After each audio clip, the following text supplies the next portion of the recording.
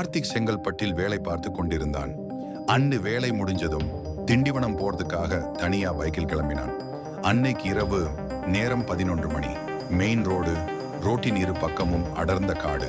திடீர்னு அவன் முன்னாடி ஒரு கொடூரமான சத்தம். லாரியும் காரும் நடுரோட்டில மோதி நொறுங்குது. அதிர்ச்சியில் கார்த்திக் பைக்கை நிறுத்தி கீழே இறங்கி ஓடுறான். அருகில் போய் பார்த்தான். ரத்தம், சத்தம், உயிர் துடிப்பு. என்ன செய்வதுன்னு தெரியாம உடனே போன் எடுத்து 108க்கு கால் பண்றான்.